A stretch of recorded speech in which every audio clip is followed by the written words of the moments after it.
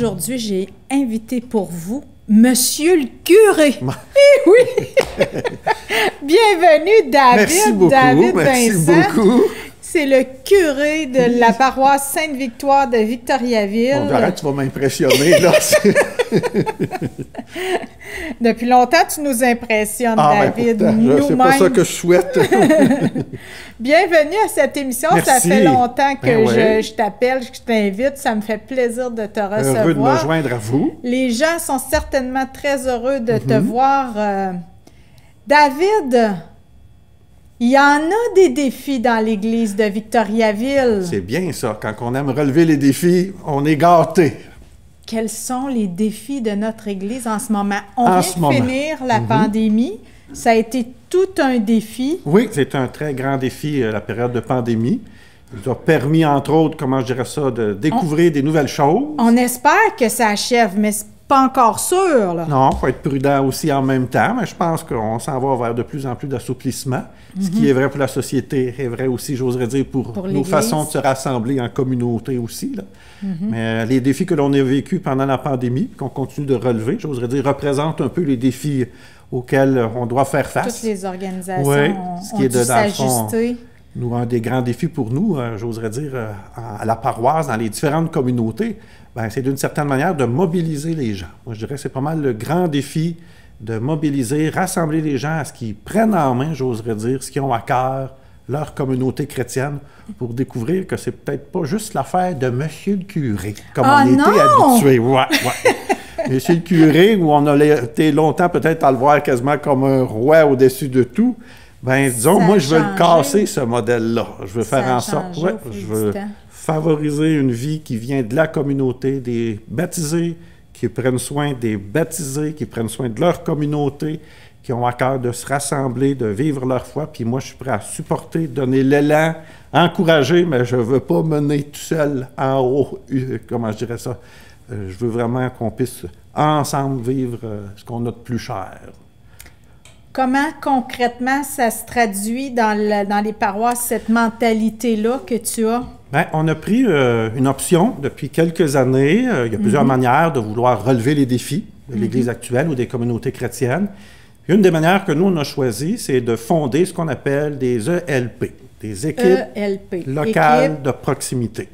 Alors, c'est vraiment un petit groupe de leaders, de paroissiens, qui ont non seulement à cœur leur communauté, mais qui ont le goût de s'engager et qui vont assurer d'une certaine manière une vitalité, un dynamisme, une prise en charge de leur milieu. Alors, dans chacune des communautés, ce que j'appelle communauté, actuellement, c'est un peu ce qui se regroupe autour des églises, actuellement. Des célébrations des églises. On peut retrouver la communauté Sainte-Victoire, la communauté Sainte-Famille, la communauté Notre-Dame de l'Assomption, la communauté Saint-Christophe d'Arthabasca et la communauté Saint-Paul de Chester. Mais c'est pas dit que plus tard, on pourrait inventer d'autres types de communautés aussi. Il y en existe aussi plusieurs petits mouvements dans les paroisses. Mais les ELP, des équipes qui se veulent vraiment locales, proches, de proximité, ou si on veut s'assurer qu'il y a un demain qui continue d'avoir de la vie dans nos milieux, puis d'une certaine manière que comme chrétiens, on continue de prendre soin, il faut un petit peu sortir de ce qu'on est habitué de voir. Des spécialistes de l'Église, Monsieur le curé, ou à la limite, dans le fond, j'oserais dire, des agents et agents de pastoral qui ont une présence importante. Mais notre objectif, c'est pas de devenir des spécialistes puis de tout s'occuper tout seul, mais c'est vraiment de faire en sorte de pouvoir interpeller les gens qui se sentent concernés, puis de les appuyer, de les soutenir, puis de les accompagner là-dedans. Alors moi, j'ai pour mon dire que c'est, pour nous, comme je disais, il y a plusieurs manières d'assurer, de relever le défi de l'avenir. C'est une des manières que nous, on a choisi à Victoriaville, avec des baptisés, des gens, puis ça prend, j'oserais dire, une couleur différente d'une communauté à l'autre. La pandémie nous a permis de voir, j'oserais dire, la force de ces équipes locales-là. Parce qu'au début de la pandémie, comme pendant, vous savez, il y en a eu beaucoup de mesures appliquées. La distanciation, le masque, la désinfection des mains, ça prenait les passeports, puis on pourrait en ajouter, il y en avait un paquet. Moi, j'aurais pas pu... Changer la disposition des églises, reconfigurer. S'adapter, reconfigurer, assurer l'accueil. Moi, tout seul, j'aurais pas pu faire ça. Alors, parce qu'il y avait déjà des gens d'engagés, qui assumaient un certain leadership, en les interpellant, eux ont été capables à leur tour de s'entourer de monde pour appliquer ces mesures-là. Ces gens-là sont des dépisteurs, ni oui, plus ni moins. Oui, c'est ça, des gens qui vont être sensibles, connaissent le milieu, connaissent un peu les personnes, puis ils sont capables d'en interpeller. Je voudrais dire aussi, c'est pas nouveau, dans le fond, que des gens s'impliquent en Église. C'est pas la première fois, puis je suis pas en train de dire que j'ai... Il y a toujours eu des bénévoles dans les communautés chrétiennes. Mais là, on est en train de l'organiser d'une manière où chaque équipe locale va même assumer certaines responsabilités. Alors, ça veut dire que même moi, là, on joue un peu sur le mot du curé, là, mais comme premier responsable, mais ça veut dire qu'il faut que je sois à l'écoute des intuitions, de la couleur locale, des idées de ces gens-là, puis de leurs choix. Il faut que ça m'amène à changer mes réflexes, moi aussi. Alors, tu sais, il peut arriver des fois une personne qui vient me suggérer une bonne idée. Alors, je pourrais être tenté de dire, oui, vas-y, c'est intéressant. Mais plutôt que de juste, moi, comme donner mon saut, ben, c'est plutôt mon réflexe de le dire, je trouverais ça intéressant que tu en parles avec l'équipe qui est là. Qu'avec eux autres, vous puissiez peut-être justement le réaliser. Tout, hein? Alors, c'est une manière aussi, c'est ça, d'enlever de tout sur mes épaules, j'oserais dire, toute la charge, mais d'une certaine manière, de travailler vraiment en équipe, de travailler en Église. Alors, ça amène d'autres défis, j'oserais dire aussi, parce que oui, on voit que souvent les gens qui sont là, ben des fois, ça fait longtemps qu'ils sont là, il y en a qui sont très âgés. Mais la pandémie nous a permis de découvrir que, tranquillement, il y a des nouvelles personnes qui apparaissent. Quelqu'un que, peut-être que moi, parce que justement, j'en ai trop large à couvrir, que je suis peut-être moins attentif, mais d'autres personnes vont être attentives. Ça fait que des fois, là, à l'accueil, à l'église, mettons, pendant la pandémie, à un moment donné, il est arrivé des petits-enfants qui accompagnaient leurs grands-parents. Il y a d'autres personnes qu'on ne voyait pas nécessairement dans nos réseaux qui sont venues tout d'un coup nous aider à organiser des célébrations extérieures parce qu'on était dehors, dans le stationnement, à moins 20 le dimanche. Oui, oui. Je t'ai vu. Oui.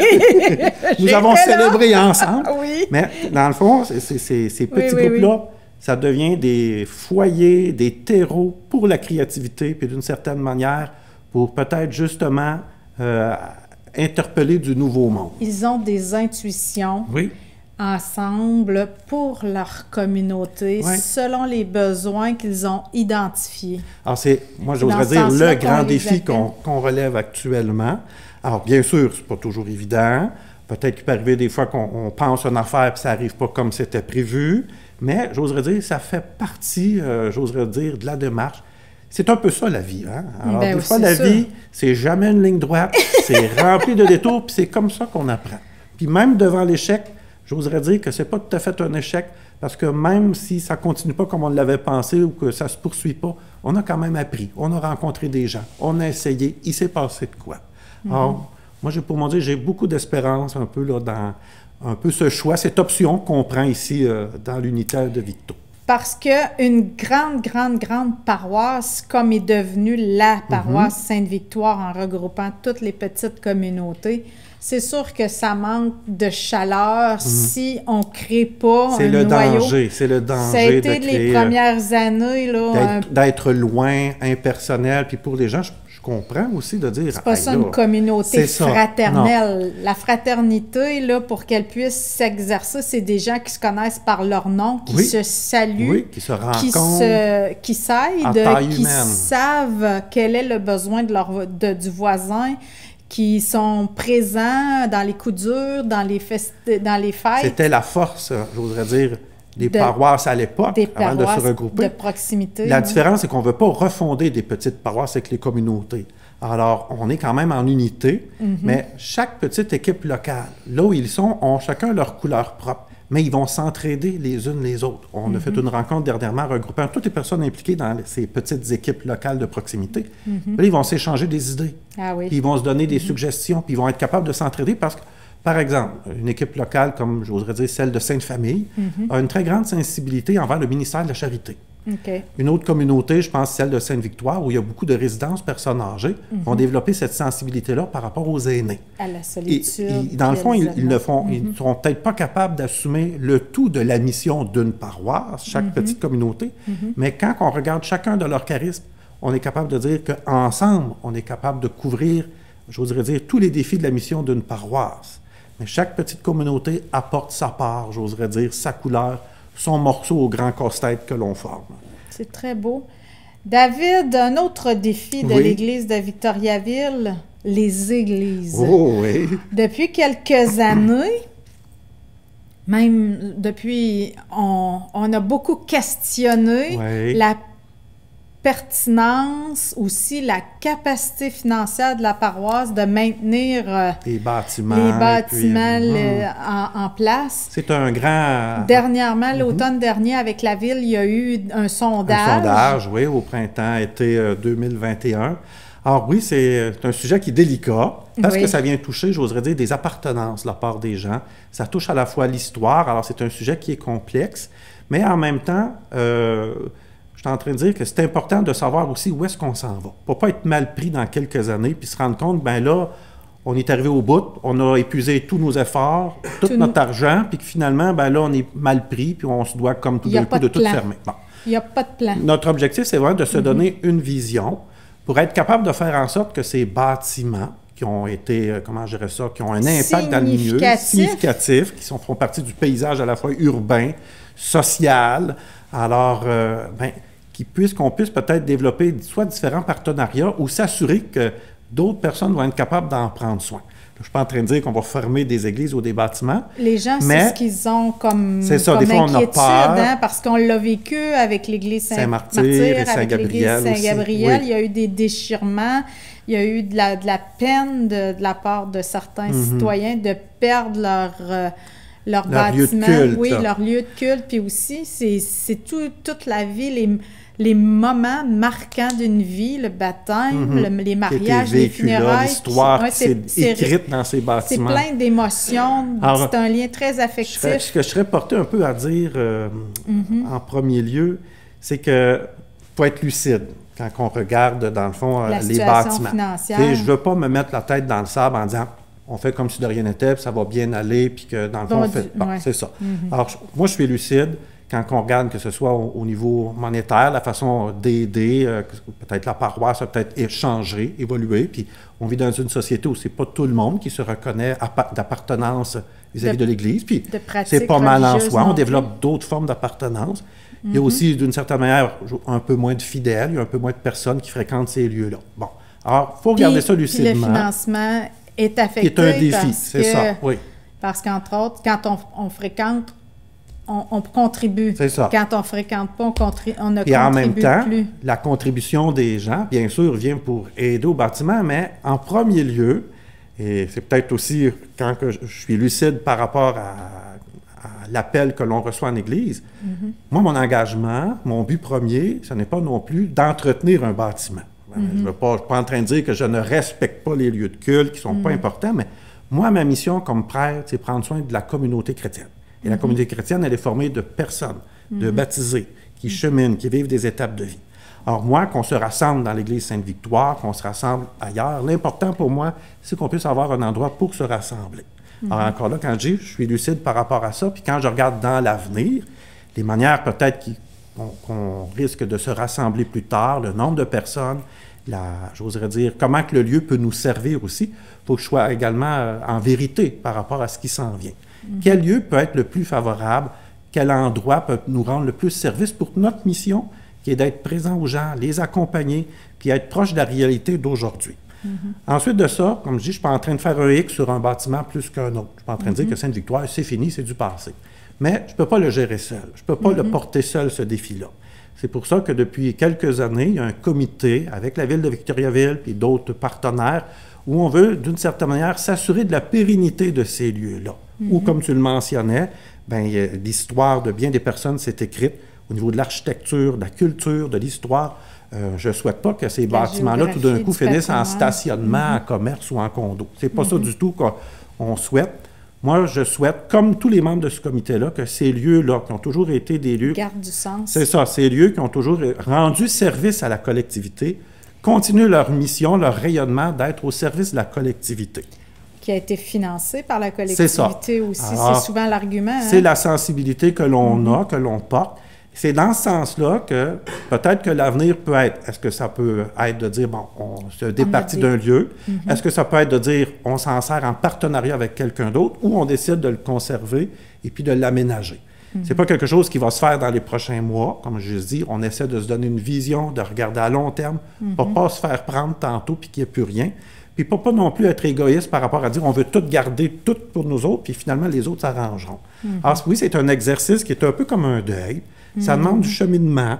C'est vrai que c'est pas facile. Ça vient toucher une corde sensible. Mais j'oserais dire qu'il faut le vivre aussi en se rappelant c'est quoi la mission première de ces lieux-là, qui est dans le fond d'être des lieux de rassemblement, des lieux d'appartenance. Alors, si on n'est pas tout seul, mais que ça continue d'une certaine manière à avoir un rayonnement dans la collectivité, moi, je suis sensible à ça. Moi, je suis prêt à dire go. Je t'avoue, David, que j'ai un souvenir très, très beau, très précieux de la marche qu'on a faite à l'appel... La marche pour le climat. La marche pour le climat. En passant devant l'église Sainte-Victoire, les cloches ont retenti, touchant tous les marcheurs. Ça a comme été un chant, ça a comme été aussi un appel. Ça a été un moment très touchant de la marche. Beaucoup de personnes ont été très émues dans la marche, d'entendre les cloches résonner au son des pas. C'est là qu'on voit que le lieu est un symbole fort. C'est ça. Puis de se joindre comme ça à un mouvement, c'est ça. De venir appuyer un mouvement. Il n'appelait pas à la célébration, il appuyait un mouvement. Oui, il se passait quelque chose qui dépassait les frontières, si on veut. C'est un peu la symbolique de la cloche, qui est de dire il se passe de quoi. Quand il y a un baptême, on sonne les cloches, on veut dire il y a un événement heureux qui s'est vécu, puis on veut comme le partager le plus largement possible. Si c'est une funéraille, c'est-à-dire qu'il se passe une étape importante dans la vie d'une famille. On est solidaire, on veut que ça résonne, on pourrait dire, dans le cœur des gens. Il se passe un événement, j'oserais dire, social en lien avec l'environnement. On voulait résonner dans les cœurs de bien du monde. Et je dirais que même pendant la pandémie, à un moment donné, quand les lieux de culte étaient fermés, des gens qui nous ont appelés nous dire pourquoi que les cloches ont arrêté de sonner. À l'Angélus, mettons, à midi, puis à 6 heures le soir. Parce que les cloches avaient arrêté de sonner. On avait arrêté de sonner les cloches. Les gens ont dit, vous devriez les faire sonner comme signe de support aux gens, puis pour rappeler qu'il y a de l'espérance, que ça va bien aller. C'était le thème qu'on avait un peu partout là, dans la société.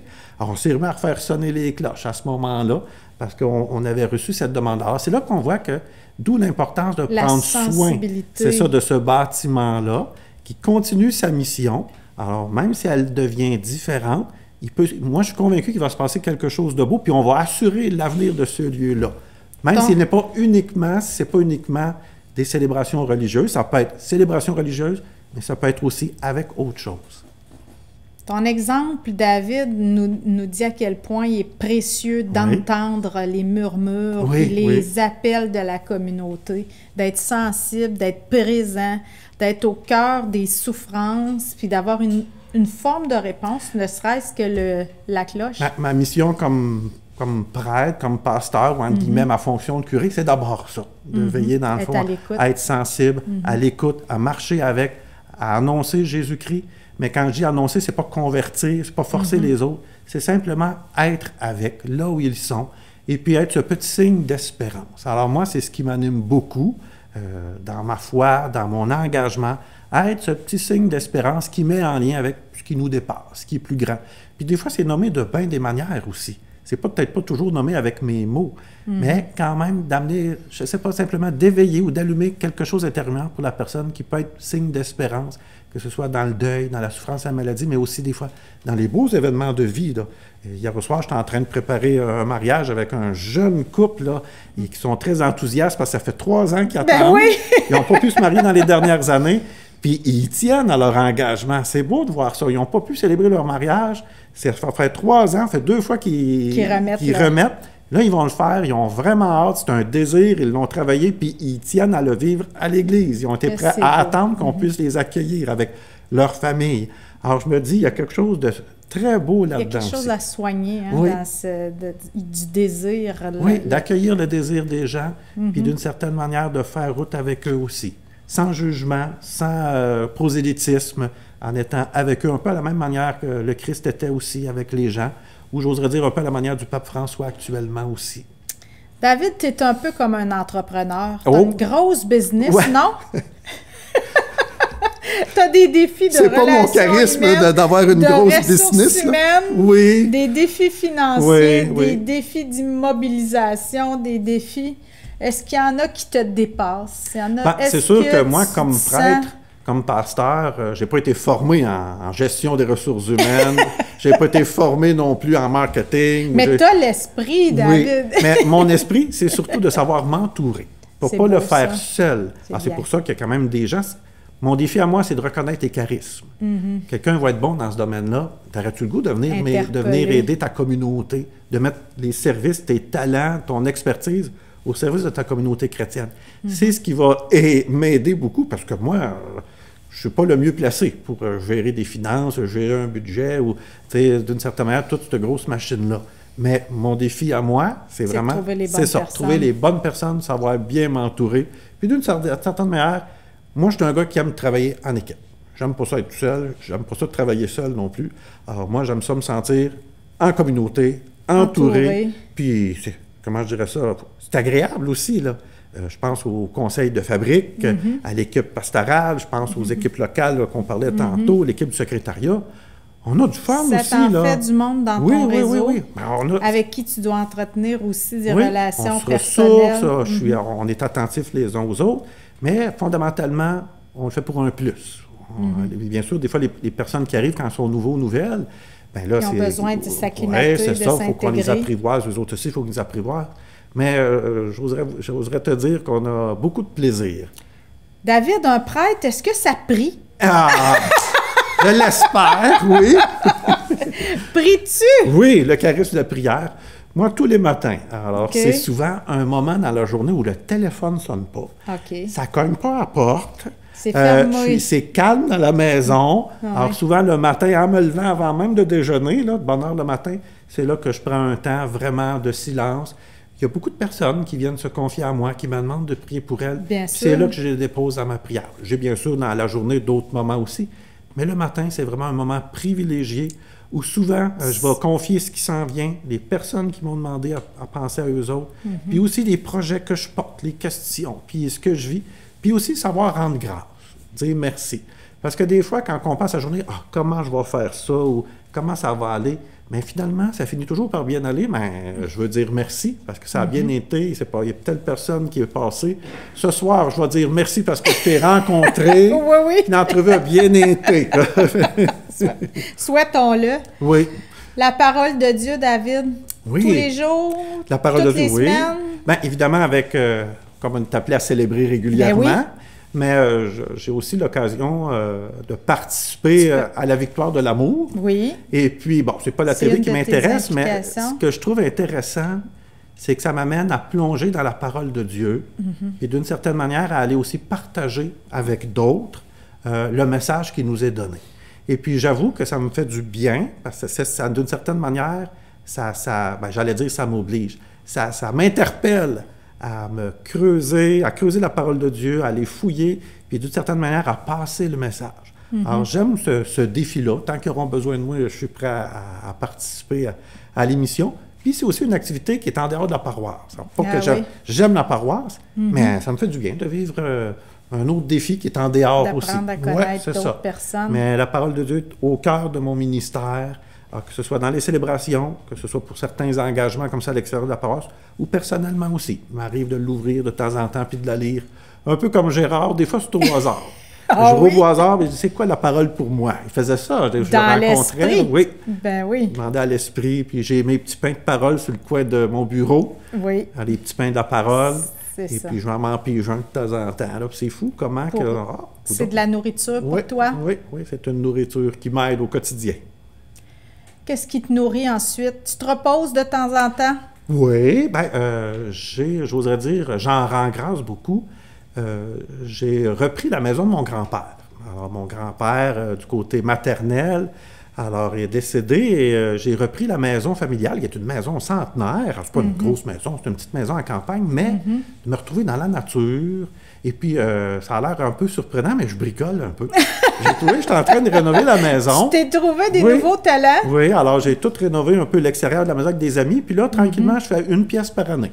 Ah bon? Alors, je peux rénover une chambre, un salon. Je travaille le bois, je travaille de mes mains, je prends mes mesures, puis je prends mon temps. Puis dehors, je me fais un jardin, je plante mes fleurs, mes tomates, et puis je suis dans la nature. Pour faire ça? Ah oui, je fais ça là, en début de semaine. Bravo. Ma journée de congé, c'est le lundi, puis le lundi, j'ai les mains dans la terre.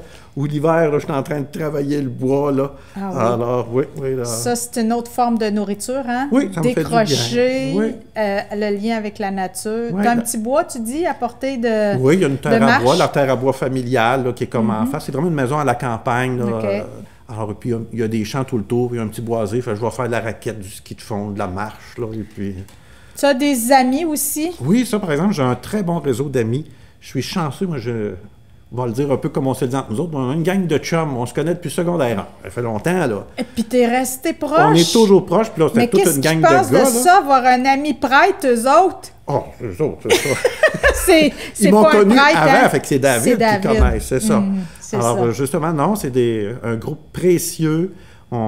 J'ai des amis là-dedans, là, c'est ça, qu'on se connaît depuis longtemps. Là, évidemment, il y en a, là, ils ont fondé leur famille, ils se sont mariés. Je suis parrain même là, dans un de mes bons couples d'amis qui m'ont demandé de parrainer leur enfant. Alors, on se voit encore de temps en temps. Et puis, j'oserais dire, l'amitié aide aussi. C'est important d'avoir des gens à qui je peux moi aussi me confier, puis que je peux aussi, comment je dirais ça, des fois, aller visiter si j'ai besoin des fois. Puis eux autres aussi, je suis là pour eux autres. Alors, je les ai accompagnés dans différentes étapes de vie. Ils sont dire, ta famille, oui, c'est ça. Ça ta fait partie de ma gang, communauté. ma gang de chums, là. Et puis, on a bien du plaisir aussi. Tu as l'occasion de sentir que tu es... Habituellement, on se voit à quelques moments forts dans l'année. À Noël, souvent à la Saint-Jean-Baptiste. Il y avait parfois à l'Halloween. On allait jusqu'à se déguiser. Ah, bon!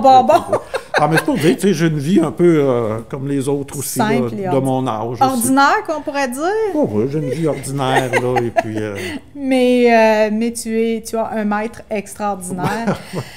David, c'est déjà la fin. Hein, ça va vite. Permets-moi de te remercier. Merci beaucoup de ton invitation. Merci de te faire connaître à nos auditeurs aussi, puis de nous parler de ces projets, puis de ces défis qui te touchent et qui vont sans aucun doute nous toucher aussi. Oui. Et de le faire toujours avec espérance, avec foi, puis je crois que le meilleur est à venir. Merci d'avoir été là. Merci à Gérard et à Gilbert pour le service technique. Merci à Claude, qui est le réalisateur de cette émission. Et on se dit à la semaine prochaine. Au revoir.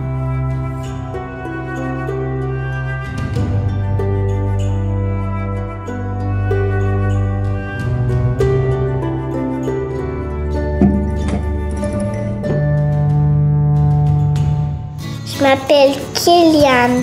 J'aime beaucoup nager. Moi, je suis capable de nager toute seule avec mes prothèses. J'aime faire des chandelles dans la piscine. C'est comme si tu marchais sur les mains. Les amputés de guerre m'ont donné ma jambe et mon bras de natation. J'adore mes prothèses pour aller à l'eau.